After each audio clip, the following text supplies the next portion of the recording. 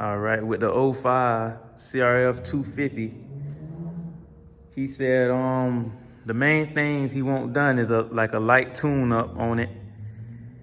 And he said he just want me to run through everything, check the valves, clean the carburetor, tune the carburetor up. And he said he got a couple spokes that's loose, like this one here. So he want me to tighten the spokes up. All right, so I got the gas tank off, the seat. So next thing I'm gonna do is I'm gonna take the subframe off so it can make it easy for me to clean the carburetor, because this is a 4-stroke, so it's different. Then after that, I'm gonna take the valve cover off, then the spark plug out, and we're gonna check the valve clearances. Okay, I got the subframe off. So next thing is to take the spark plug out and take the valve cover off and check the valve clearances. Okay, I got the valve cover off, the spark plug out. Yeah, the timing, just to be safe, I checked the timing, and the timing is definitely perfect. It's lined up perfectly.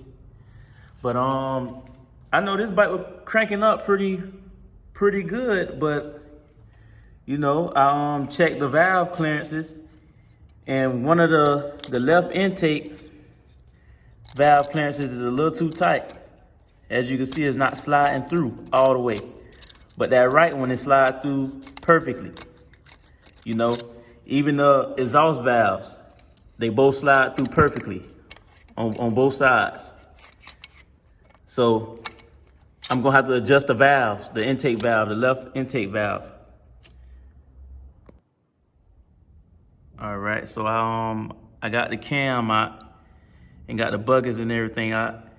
So what we're gonna have to do is that the clearance on the left intake valve was too tight.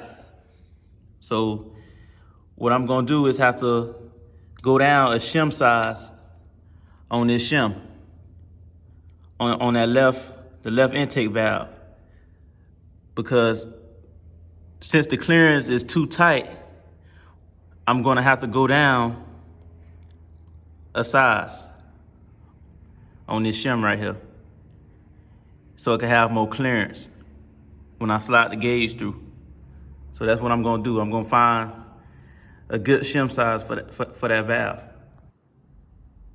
Okay, so as you can see, the old shim, which is on the left, it says 2.700. So what I'm gonna do is I'm gonna try a 2.60, which is like a millimeter smaller than the original shim, which is a 2.7. So I'm gonna put the 2.60 in, and that should give us a little more clearance on the valves, and we're gonna see if the gauge will be able to slide through smoothly. All right, I had got the right shim in there, put that shim in, and as you can see, the fuel gauge is sliding through smoothly through both of the intake valves. And then the exhaust valves was already perfect.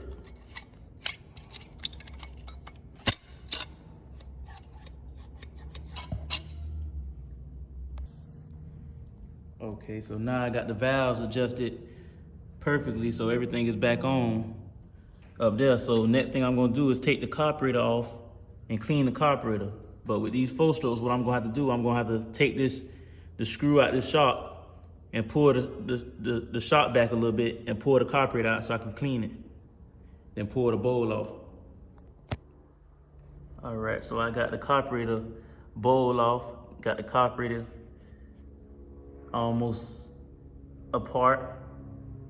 So next thing I'm gonna do is I'm gonna take all the jets out, I'm gonna take the float out, and I'm gonna blow through all the jets and all the holes on the carburetor. Okay, so I got the float out. I got all the jets out, the main jets. You really don't have to take the air screw out to clean the carburetor because it's not nothing that it would affect. So what you mainly want to blow through is the main hose where the jets came out of, and blow through the jets.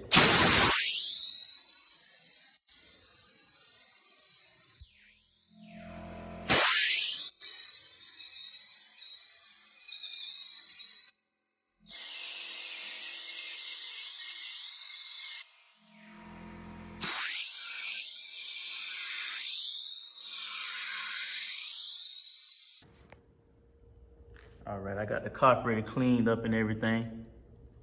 So next thing I'm gonna do is put everything back on. Put all the plastics back on, put the subframe on, and we're gonna see what happened.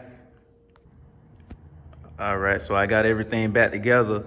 And the first thing I did was check all the fluids. And so he got oil on this side.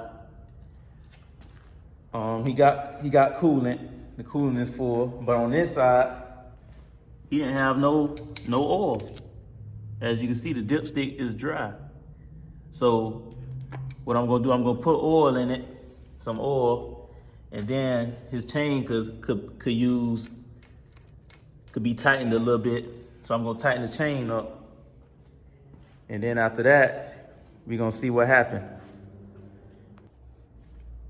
Okay, so I got oil inside of it, got oil in it now. I adjusted the chain. The chain is nice and tight. And another thing I forgot to mention is that I tightened all his spokes that was loose on the wheel. Cause he had about like 20 loose spokes on here. Not all his spokes is tight. Every single one.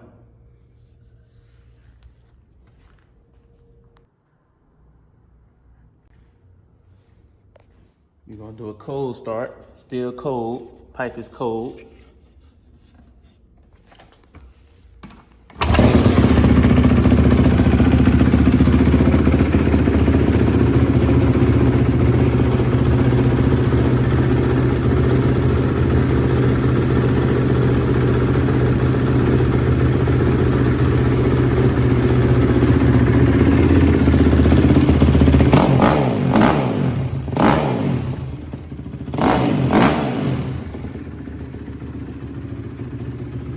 Nice and strong.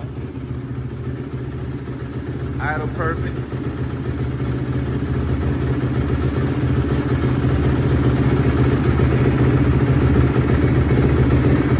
Got that V-touch.